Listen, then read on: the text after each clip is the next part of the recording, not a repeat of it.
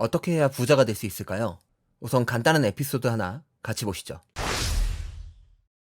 I'll tell you a story that's very interesting for me. When I was young, there was a man named William Levitt, and he was a very successful man, became unbelievable. He'd build homes, and at night he'd go to these major sites with teams of people, and he'd scour the sites for nails and sawdust and small pieces of wood, and they'd clean the sites so when the workers came in the next morning, the sites would be spotless and clean. And he did this for 20 years, and he sold his company for a tremendous amount of money, at the time especially. He went out and bought a big yacht, and he had a very interesting life. And the company that bought his company was a big conglomerate, and they didn't know anything about building homes, and they didn't know anything about picking up the nails and the sawdust and selling it and the scraps of wood. And after about a 10-year period, they were losing a lot with it. So they called William Levitt up, and they said, "Would you like to buy back your company?" And he said, "Yes, I would." He so badly wanted. He got bored with this life of yachts, and he bought back a lot of empty land, and he worked hard on starting to develop.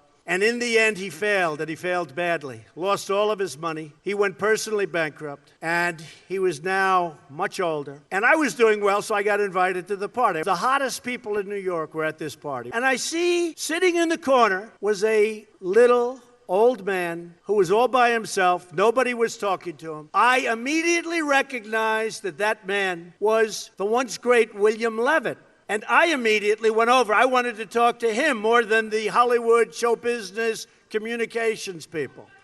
And I said, "Mr. Levitt, how are you doing?" He said, "Not well at all. You're one of the greats ever in our industry. Why did this happen to you?" "Donald, I lost my momentum. I lost my momentum." A word you never hear when you're talking about success. When some of these guys that never made 10 cents, they're on television giving you things about how you're going to be successful.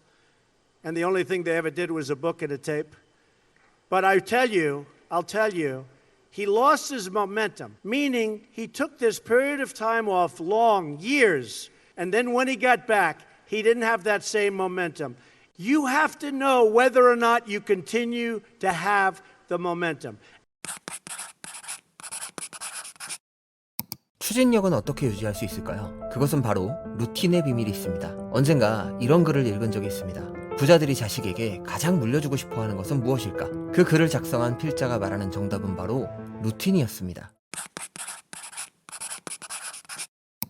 저는 정말 많은 부자들과 많은 회장님들을 만나봤고 함께 일하면서 오랫동안 지켜본 경험이 있습니다. 그렇게 큰 부를 이룬 사람들을 유심히 지켜봐온 저로서는 무엇보다 루틴이 중요하다는 이 글에 바로 수긍할 수가 있었습니다. 돈이야 상황에 따라, 사람에 따라, 운에 따라 금방 잃을 수도 있지만 올바른 일을 규칙적으로 반복 수행하는 것, 곧 루틴이야말로 언제든지 결국은 돈을 만들어낼 수 있는 윤전기와 마찬가지라고 생각해왔기 때문입니다. 그렇다면 어떻게 해야 루틴을 유지하면서 될 때까지 반복하고 모멘텀을 유지할 수 있을까? 나이가 어느 정도 들고 나면 소위 말하는 왕년이 없는 사람은 없죠. 누구나 한때 아주 잠깐이나마 어떤 긍정적인 흐름을 탔던 적이 분명히 있습니다. 거기서 누군가는 그 모멘텀을 이어갔고 결국 성공했고, 누군가는 그 모멘텀을 쉽사리 놓치고 결국 실패하고 맙니다. 루틴이 있었던 사람은 그 모멘텀을 이어갔고, 루틴이 없는 사람들은 몰려드는 흐름에 자신을 잃고 결국 무너진 거죠. 그렇다면 루틴을 만들지 못하는 사람들에게는 어떤 문제가 있는 걸까요? 이게 단순히 정신 상태만의 문제일까요? 여기서 제가 겪었던 몇 가지 삶의 일화를 소개해드려보고자 합니다. 학창시절 아주 친했던 누나가 한 명 있습니다. 한 가지가 아쉬웠던 게 매사에 의욕이 없고 무기력했습니다. 저 정신만 뜯어고쳐줄 수 있으면 얼마나 좋을까. 하지만 몇 년이 지나지 않아 저는 그것이 정신 문제가 아닌 육체적 문제임을 깨닫게 되었습니다. 그 누나는 갑상선 기능저하증을 앓고 있었고 그녀의 모든 무기력증은 육체의 연약함이 근본 원인이었던 것이었습니다. 그래도 계속 찜찜했던 건 육체적 질병마저도 정신력으로 극복되지는 않을까?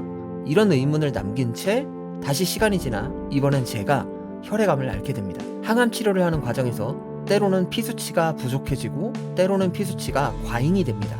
피수치가 과잉일 때는 병상에 책을 10수권씩 쌓아두고 읽으면서 플래너에 스케줄을 꼼꼼히 계획하고 원격으로 직원들에게 온갖 지시를 내리곤 했습니다. 촉진제로 인해서 피수치 과잉일 때는 열정도 과잉이 되었습니다. 항암제로 인해 피수치가 떨어지기 시작하면 너무나도 무기력해진 나머지 심지어 유튜브를 보는 것조차도 너무 큰 피로로 다가왔기 때문에 모든 걸 눈앞에서 치우고 다만 누워 있었습니다. 피수치가 저하되면 열정도 같이 내려가는 걸 아주 여러 번의 반복된 실험으로 깨닫게 되었습니다. 건강한 육체에 건강한 정신이 깃든다는 격언이 틀림없는 말인 것을 수년간의 치료 과정에서 몸소 깨닫게 된 것입니다. 여러분이나 여러분의 주변 사람들이 게으르고 나태하고 열정이 없다면 아마 그 이유는 정신력이 부족해서가 아니라 건강상의 이유나 호르몬, 피수치 등의 육체적 영향일 가능성이 있습니다. 건강이 받쳐주지 못하면 루틴을 유지할 수 없어요. 루틴을 유지할 수 없다면 모멘텀도 유지할 수 없습니다. 저는 유튜브를 시작하고 몇 번이나 알고리즘의 버프를 체감한 적이 있습니다. 알고리즘의 버프를 받으면 무슨 영상을 올려도 구독자가 쭉쭉 올라갑니다. 버프를 받기 시작한 그때 가장 열심히 노를 저어서 알고리즘의 혜택을 누려야 합니다. 하지만 저는 그때마다 어김없이 건강상의 이유로 오랜 시간 유튜브를 멈춰야 했습니다. 저는 작년 이맘때 갑자기 쓰러졌고 이번엔 좀 심한 뇌진탕이 왔습니다. 일시적인 기억상실과 구역감 등의 증상이 어느 정도 났는데 거의 반년이 걸렸습니다. 엎친 데 덮친 격으로 가까운 친구의 죽음이 약한 몸이 견디기에는 너무 큰 스트레스가 되었고 설궤양이 심해져서 혀가 거의 한 스푼은 패어나가 제대로 발음할 수도 없었습니다. 어중간하게 몸을 추슬렀다 싶으면 그동안 아파서 손 놓고 있던 여러 현안들을 처리하다 보니 다시 무리가 되어 알아눕게 되기를 반복했습니다. 저 또한 건강의 적신호가 켜진 이후로는 루틴을 유지할 수도 없었고 모멘텀도 유지할 수 없었습니다.